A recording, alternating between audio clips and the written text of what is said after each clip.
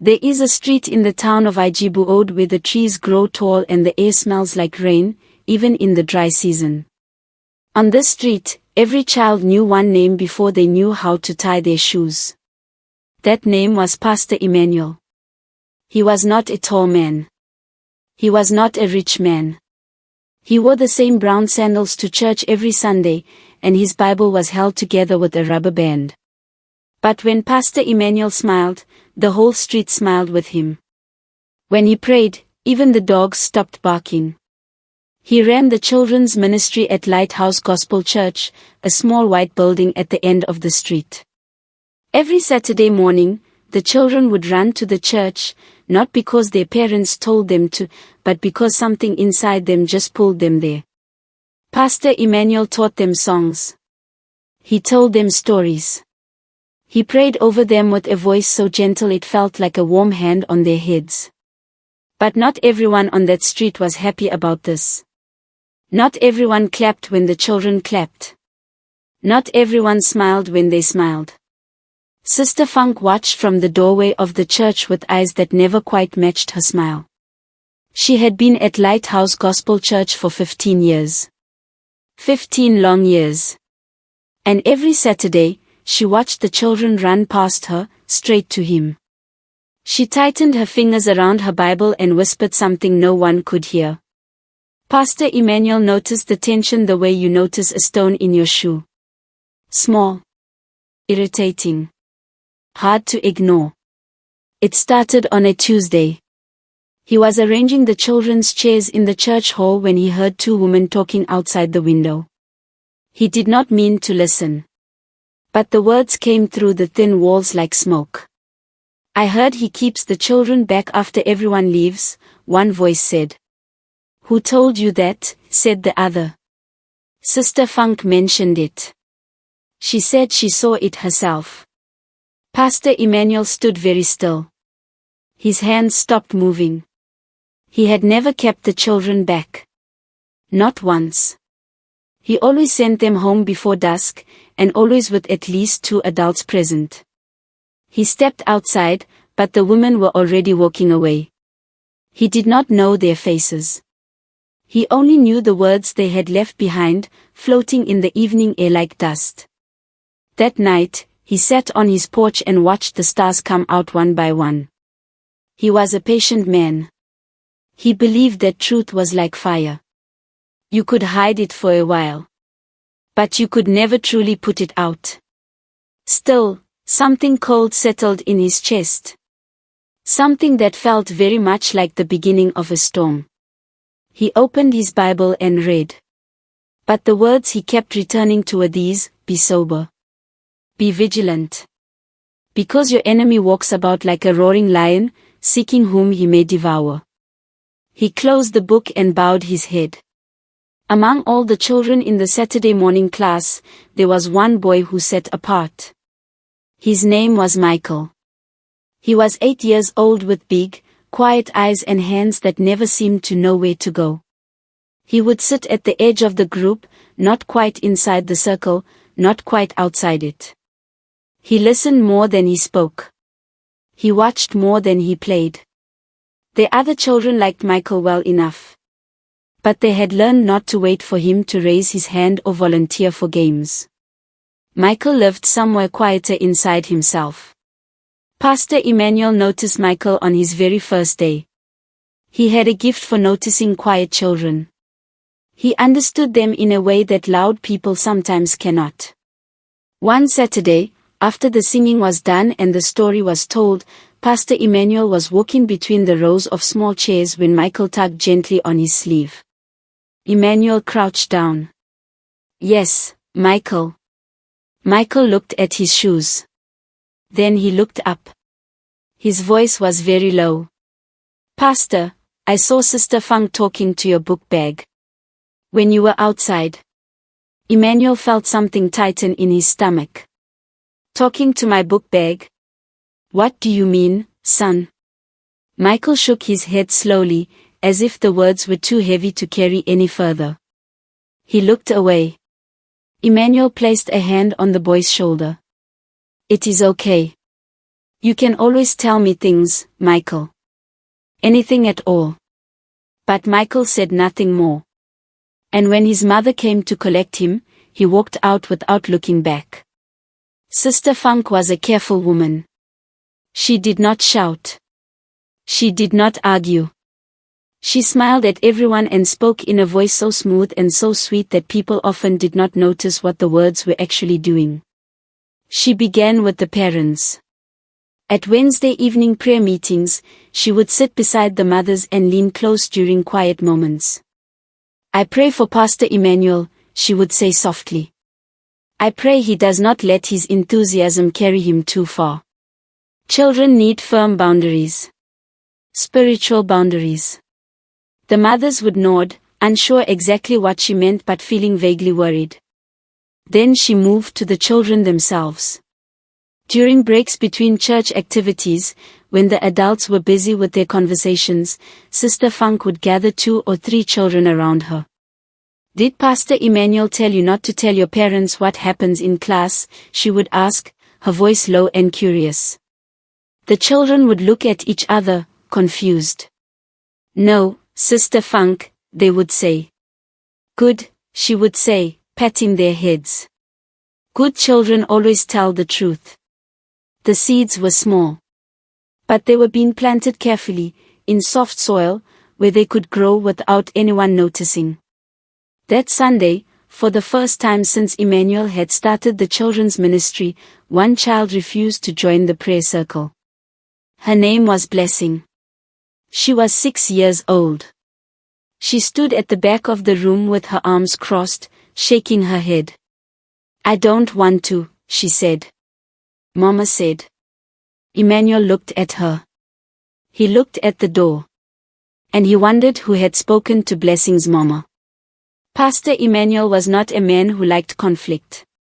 He had grown up in a home where peace was the highest value, where his mother always said, the man who starts a fight must finish it, but the man who avoids a fight has already won.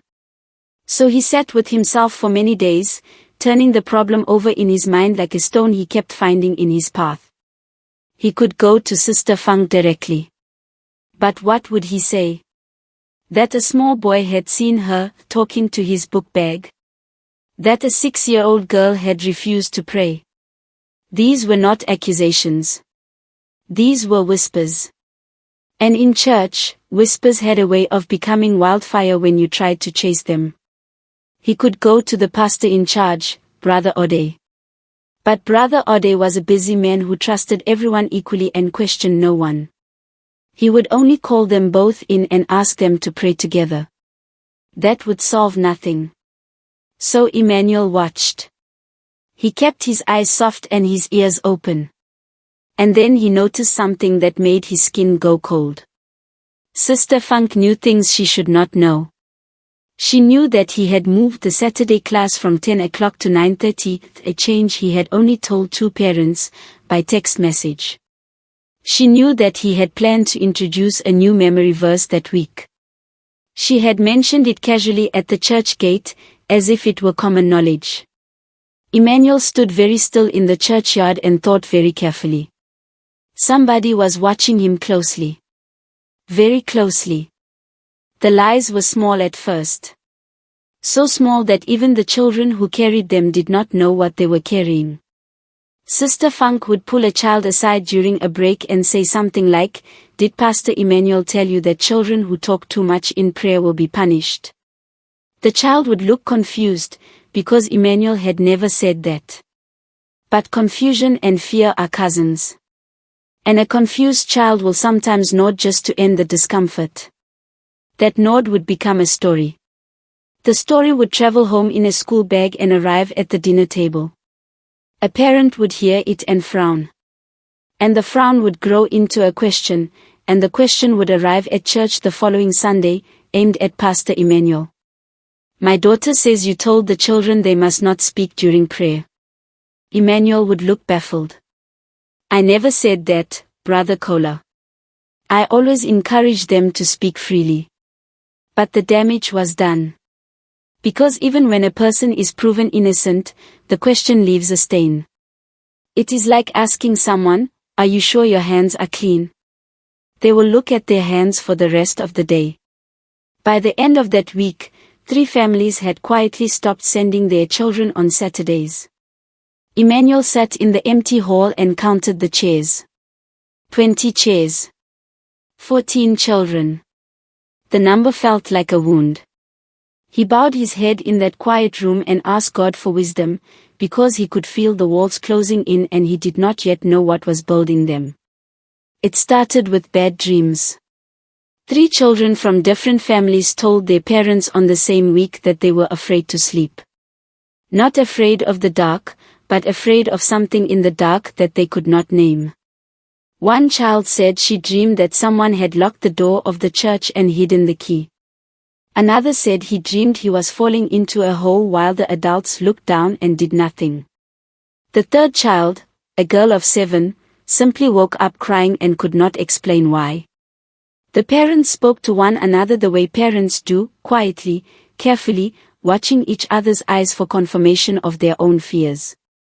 "It is too much excitement," said one father. "It is stress from school," said a mother. But none of them fully believed their own explanations.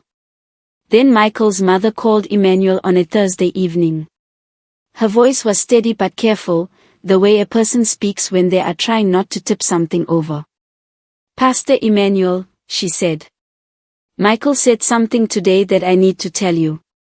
He said he heard Sister Funk at the church gate, talking to one of the mothers. He said she told the woman that you had been alone with children when no other adult was present. He heard it clearly. He's a quiet boy, but his ears are sharp." Emmanuel's heart went very still. He thanked her. He put down the phone. He sat in the darkness for a long time, and the darkness sat with him. The following Saturday, Emmanuel led the children in prayer as he always did. The room was smaller now. The laughter was quieter. But the children who remained were the faithful ones, the ones whose parents had not yet been reached by the whispers. They sat in their circle with closed eyes and folded hands. Emmanuel prayed slowly, his voice moving through the room like warm water. He prayed for the children. He prayed for the families. He prayed for the street and the church and the town. And then something happened that Emmanuel would remember for the rest of his life. Michael's voice cut through the silence. Small and clear, like a bell. "Jesus," Michael said, still with his eyes closed, "please show everyone what Sister Funk has been doing. Because it is not right, and it is making people scared." The room went absolutely silent. Emmanuel opened his eyes. Every child had opened theirs. They were all looking at Michael, who still had his eyes shut tight and his hands folded. "I know things," Michael said quietly. "I see things. And Sister Funk knows I do. That is why she looks at me the way she looks at me." Emmanuel looked up at the doorway. Sister Funk was standing there. She had arrived without a sound. And she was looking at Michael with an expression that was not quite anger and not quite fear. It was something in between. She smiled slowly. A thin, careful smile. "Children and their imaginations," she said softly. "Bless them." Emmanuel found Sister Funk in the church kitchen after the service. She was washing cups with her back to the door, humming a hymn in a low, even voice. He closed the door quietly behind him. "Sister Funk," he said. "I need to speak with you." She turned around without any surprise on her face, as if she had been expecting him. Perhaps she had. "Of course, Pastor Emmanuel," she said pleasantly. She placed the cup down and dried her hands on a cloth. He spoke calmly. He told her what he had heard. The rumors among the parents. The lies the children had been told. The things Michael had witnessed at the gate. He was careful with his words, not accusing, but clear. Sister Funk listened with her hands folded in front of her. When he finished, she smiled. "That is a serious thing to suggest about a sister in the Lord," she said. I am not suggesting anything, he said. I am telling you what I know. And what do you know, Pastor? Her voice remained perfectly smooth.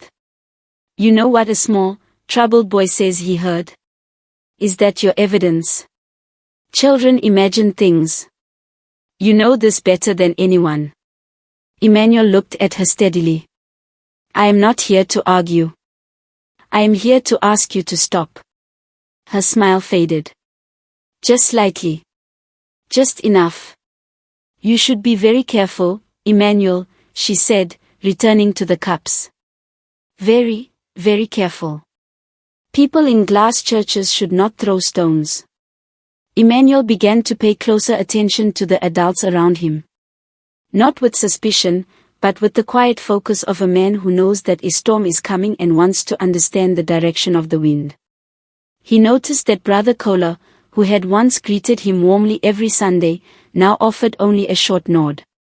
Sister Ndozi, who used to save him a seat near the front, had begun sitting on the far side of the hall.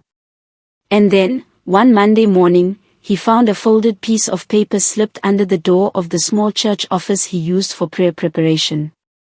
He opened it carefully. It was not signed. The handwriting was uneven, as if written in a hurry, or by someone who did not want their hand to be recognized. It said only this: she has spoken to 7 families. She has a group they meet on Friday evenings. They are deciding whether to petition the pastor in charge to remove you from the children's ministry. Emmanuel read it twice. Then a third time. 7 families. A petition. And a Friday meeting that happened in secret, while he was alone in his small house, reading his Bible and praying for wisdom. He did not feel anger. That surprised him. He felt something closer to sadness, the way you feel when you finally understand that a person you hoped would be good has chosen to be otherwise. He placed the note in his Bible. Between Psalm 27 and Psalm 28. Right between the verse that says the Lord is my light and my salvation, and the one that says do not turn me over to my enemies. The next Saturday started well enough. The children arrived, bright-eyed and eager, and the singing was good that morning. Emmanuel had prepared a story about David and Goliath, because he felt the children needed to understand what it meant to face something large with only faith in your hands. But halfway through the lesson, something shifted. The children became restless. Not in the way children become restless when they are bored. This was different. They kept looking at the door. 2 girls began whispering fiercely to each other and stopped when Emmanuel looked their way. A boy named Tan knocked his chair over twice and could not explain why. Then Sister Funk walked in. She had no reason to be in the children's hall that Saturday. She was not part of the children's ministry. But she walked in carrying a tray of biscuits and juice, smiling brightly, and announced that the senior ladies had prepared a special snack for the children. The children's eyes lit up. Emmanuel could not exactly say no. To refuse snacks would look unkind, even suspicious. But before the session ended, one child, a small boy named Rotemai, began to cry. His stomach hurt, he said. His mother was called. She came quickly and took him home, casting a long look at Emmanuel as she left. By evening, Rotemai's mother had sent a message to Brother Ode. She used the word negligence. Emmanuel sat in his car outside the church and stared at the dashboard. The word negligence turned in his mind like a key looking for a lock. He did not sleep much that night. Or the night after. He sat at his kitchen table with a notebook and a cup of tea that went cold, writing down everything he could remember. Every conversation. Every incident. Every name. Every date. He wrote it all in small, careful handwriting, the way his mother had taught him to keep records. He saw the pattern clearly now. The events were not random. They were arranged, like someone placing stones in a river to redirect the water. Every incident had been designed to make him look careless, or dishonest, or unsafe with children. Sister Funk had been building a case against him, not in a courtroom, but in the court of community opinion. And in that court, feelings mattered more than facts. On Thursday, a man came to his door. He was the father of one of the older children in the class, a quiet, serious man who sold hardware at the market. His name was Brother Deji. He did not come in. He stood at the doorstep and spoke in a low voice. "I need you to know something, Pastor. Sister Funk came to our house last week. She told my wife things about you. I did not believe them, but my wife was shaken. I told her to wait. To observe. But I want you to be prepared." Emmanuel thanked him. He meant it from the deepest place inside him. "She is not the only one," Brother Deji added quietly. "But she is the loudest. And she has been planning this for a long time." He turned and walked away. Emmanuel closed the door and rested his forehead against the cool wood. It was Michael's mother who told him about the recording. She had been at a Thursday Women's Fellowship when it happened. Sister Funk had pulled out a small phone and played what sounded like a voice recording. Voices talking in a small room. One voice, she claimed, was Emmanuel's. In the recording, the voice said things that no pastor should say to a parent. It sounded like arrogance. Like dismissal. Like someone who thought the children's concerns were beneath him. Michael's mother had listened carefully. And then she had said, very politely, that the voice did not sound quite right. That something in the rhythm of the speech was off. But the other women were already nodding and murmuring.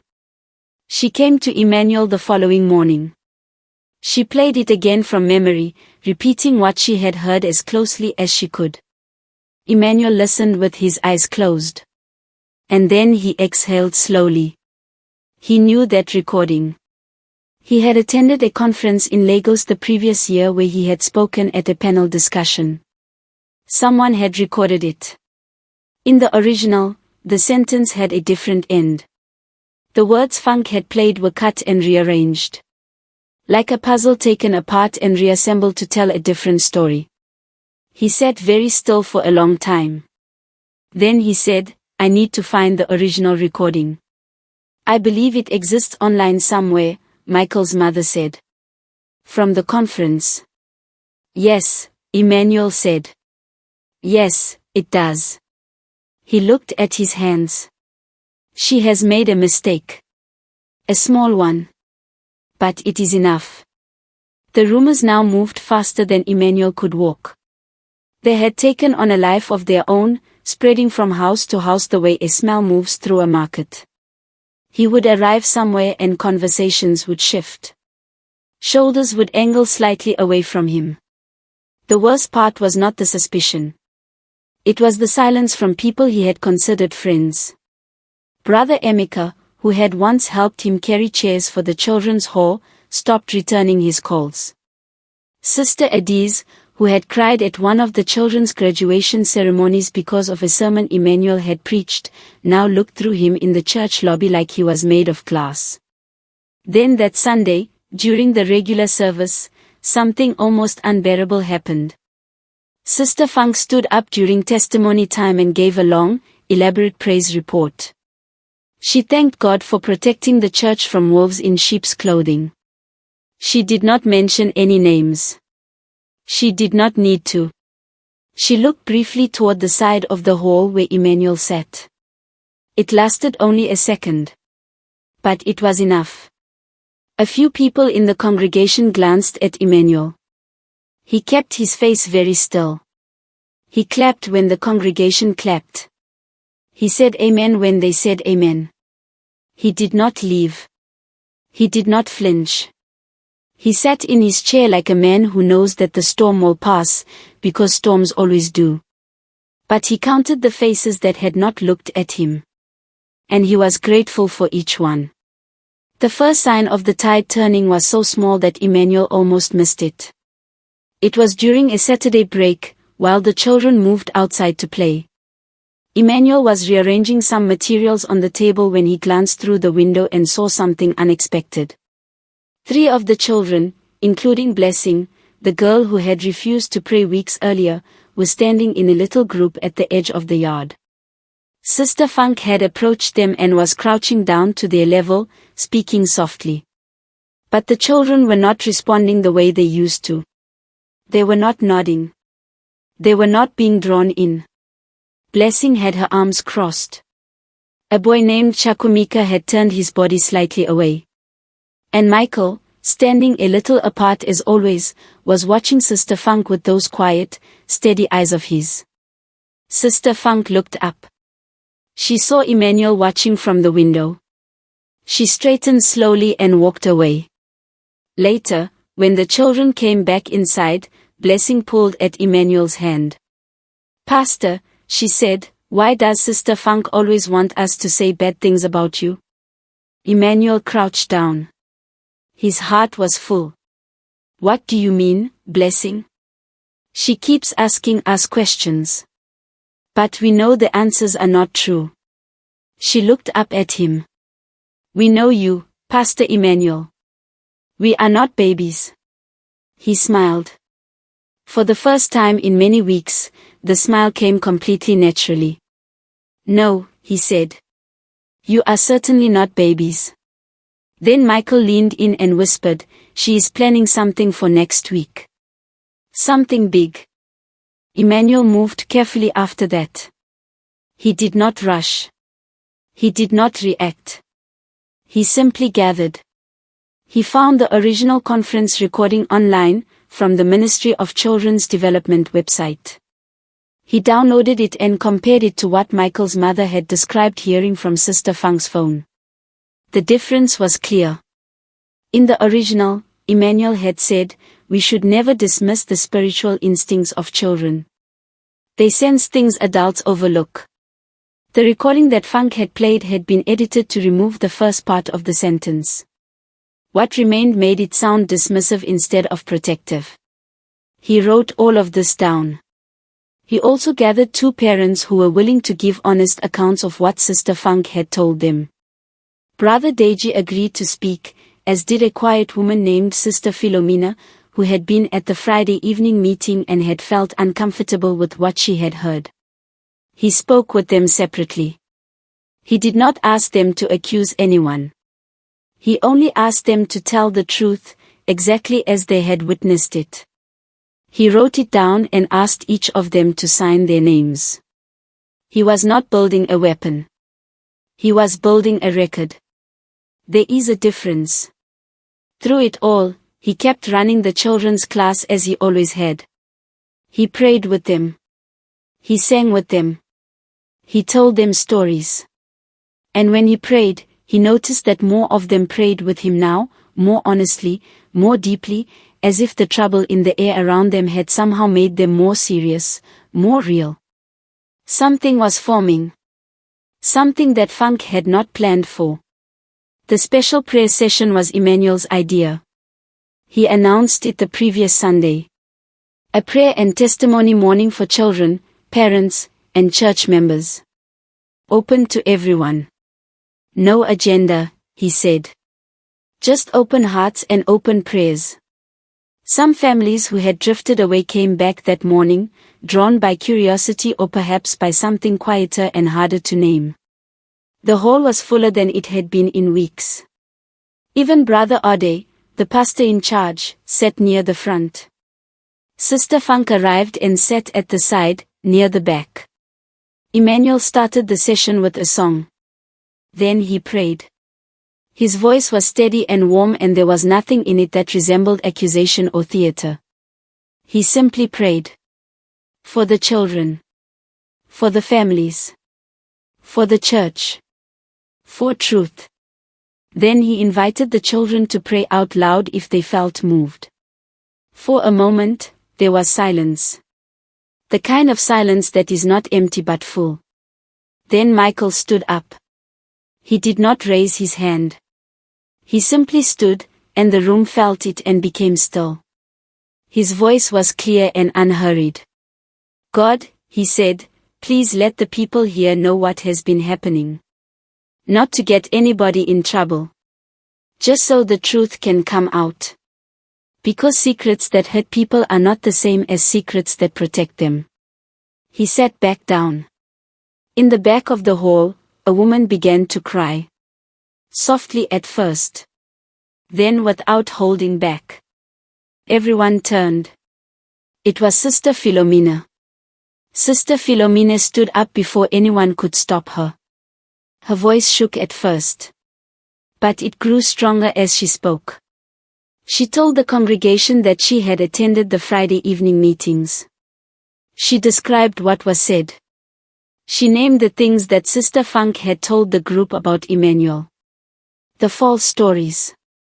The edited recording. The plan to petition for his removal. I sat there and said nothing for 3 weeks, Philomena said. And I am ashamed of that.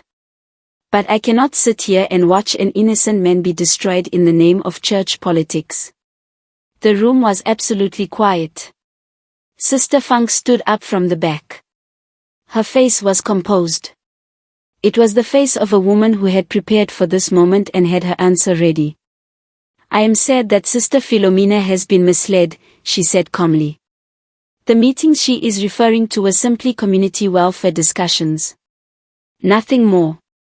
I have always had the best interests of this church and these children at heart.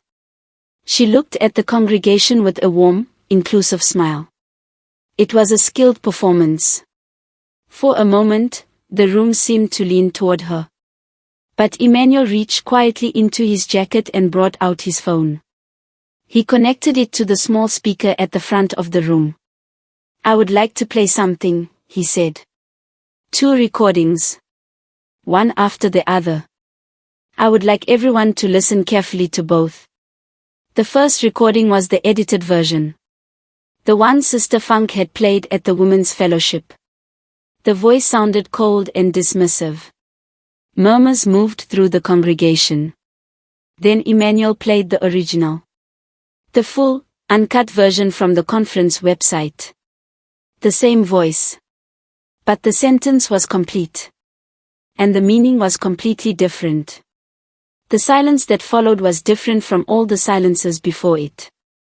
This was the silence of a room full of people who had just seen the shape of something they had not wanted to believe. Brother Deji stood up next. He told his story plainly. He described what Sister Funk had said to his wife. He described the pressure. Emmanuel looked toward Sister Funk. She was still standing. Her smile was gone. In its place was an expression he had not seen on her face before. It was the look of a person standing at the edge of a high place, realizing that the ground they thought was solid is not. I want to explain, she began. Please do, said Brother Ode. His voice was very quiet but very firm. And so she talked. She explained. She qualified. She tried to reshape the story into something more forgiving of herself. But every sentence she offered, something in the room pushed back against it. Not with noise. With the weight of truth that had already been heard. One by one, her allies in the hall stopped meeting her eyes. She was still talking. But the congregation had already reached its verdict. It was the children who finished it. Emmanuel had not asked them to speak. He had not prepared them for this. But they were watching, as children watch everything, and somewhere in the session, something released in them. Blessing stood up. She was 6 years old with 2 plaited braids and a voice like a small bell. Sister Funk told us that Pastor Emmanuel said children who pray too loud would get in trouble, she said. But Pastor Emmanuel never said that. He always says we can be as loud as we want when we talk to God. A boy named Son stood next. She asked me to say that Pastor Emmanuel once left us alone. But he didn't. He never leaves us alone. There's always a helper in the room. Chakwamika, she asked me why my mother trusted Pastor Emmanuel more than she trusted God. I didn't understand the question. I still don't. Child after child. Calm, quiet, factual. They were not performing. They were not angry. They simply said what they had seen and heard, in the plain, undecorated language of children who have not yet learned to be afraid of saying true things. Sister Funk stood in the back of the room and watched them. Her hands, Emmanuel noticed, were trembling. Brother Ode placed both hands on the podium in front of him. When he spoke, the room seemed to contract slightly around his words. Sister Funk, he said. Please remain after the service. We need to speak. The confrontation in the pastor's office did not look the way confrontations in films look. There was no shouting. There were no tears at first. Brother Ode sat behind his desk. Sister Funk sat across from him. Emmanuel sat slightly to the side. The church secretary sat in the corner with a notebook, as Brother Ode had requested. Brother Ode placed Emmanuel's written records on the table. The signed statements from Brother Deji and Sister Philomena. A printout of the two recordings with their timestamps highlighted. I want to give you the opportunity to speak honestly, Brother Ode said to Funk. Not to defend yourself. Just to speak honestly. She looked at the papers on the table. Something in her seemed to deflate, very slowly, like air leaving a tire. She began to talk about the years. 15 years she had given to this church. 15 years and she had watched people come and go, and none of them had been celebrated the way Emmanuel was celebrated. None of them had been loved by the children the way Emmanuel was loved. I gave everything, she said. Her voice had lost its smoothness. And they did not even see me. For a moment, the room was very still. Emmanuel did not feel victory.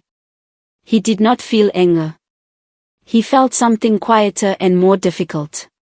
He felt the exact sadness of watching someone destroy what could have been beautiful, simply because they could not bear to share in the beauty. We see you, Sister Funk, he said. We always did. The consequences came quietly, the way justice often does when it is real and not theatrical. Sister Funk was removed from all leadership positions in the church. She was not expelled. Brother Ode was not that kind of man. But she was asked to step back. To rest. To seek counsel with one of the church's appointed elders. She did not come to church the following Sunday. Or the one after that. The seat where she always sat near the back remained empty, and nobody moved into it, as if out of a kind of respect that no one had decided upon consciously. The families that had drifted away began returning, one by one. Some came with apologies. Emmanuel accepted every one of them without keeping score. He was not interested in keeping score. He was interested in the children. Rotemai came back. Blessing was already there. Even a few new children appeared, brought by parents who had heard some version of the story and had decided, for reasons of their own, that this was the kind of man they wanted teaching their children. But Emmanuel noticed something that concerned him slightly. In the weeks after the confrontation, there was a particular look that some of the adults gave him. A look that was a little too reverent. A little too awed. As if the events had made him into something more than a man. He did not want that. It was important to him that he not want that. So the following Saturday, he stood before his class of children and said, "Let us pray. Because I need God just as much as you do. Maybe more." The street felt different afterward. Not immediately. But gradually, the way a room feels different after you have opened a window that had been stuck closed. People talked. Not about Emmanuel and Funk specifically, but about the things the episode had stirred up. About how easy it is to believe a smooth voice. About how children sometimes see more clearly than adults, precisely because they have not yet learned which things they are supposed to overlook. At a Sunday evening meeting, Brother Ode stood up and addressed the congregation without notes.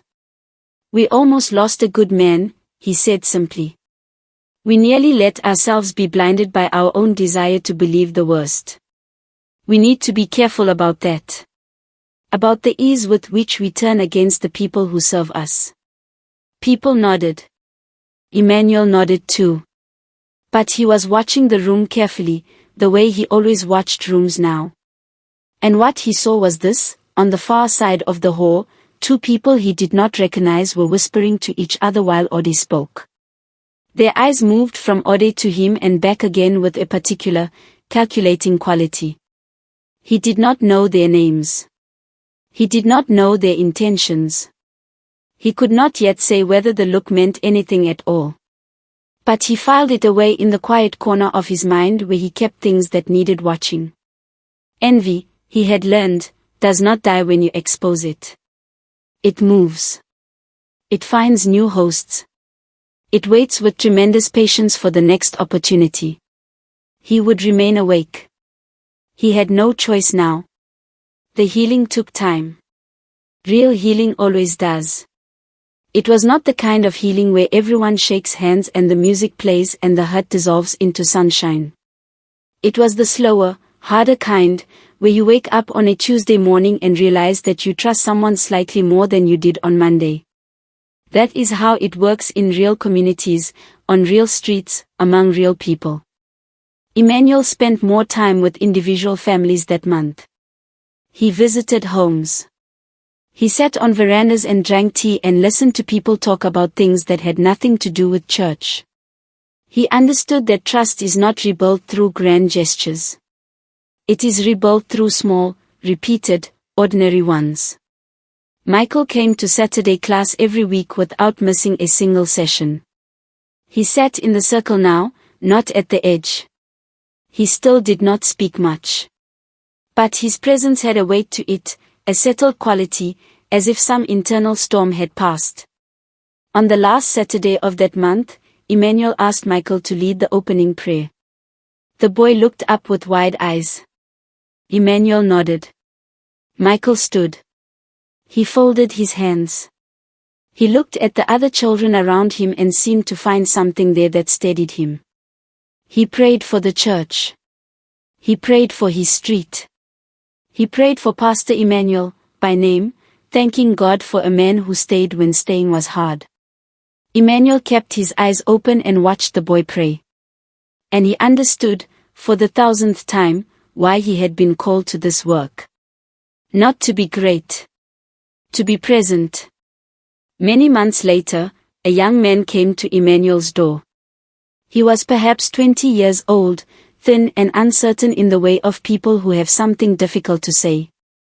His name was Sunday. He had grown up on the street. He had attended the children's class years ago, before Emmanuel's time. He sat down across from Emmanuel and folded his hands, and in that gesture Emmanuel saw the shadow of every child he had ever taught. I heard what happened, Sunday said. I heard about Sister Funk. I heard about Michael and the prayer. And I wanted to ask you something. He paused. How did you stay so calm through all of it? Emmanuel was quiet for a moment. He picked up a pen from his table, turned it over once, and set it down. I was not always calm, he said. Some nights I sat in the dark and did not know what to do. But I kept returning to one thing. I knew who I was. I knew what I had done and what I had not done. And when you know that, truly know it, the opinions of people who do not know become a little smaller. Sunday nodded slowly. Also, Emmanuel added, with a small smile, I had Michael. They sat together for a while after that, saying very little. Outside, the children of the street were playing. Their voices came through the window bright and ordinary and full of life. Somewhere in that sound was the answer to the question the street had been asking all along. Who do you trust? Who do you protect? Who do you stand beside when the whispers start? You already know the answer. You have always known it. What would you have done if you were in Emmanuel's shoes? Tell me in the comments below.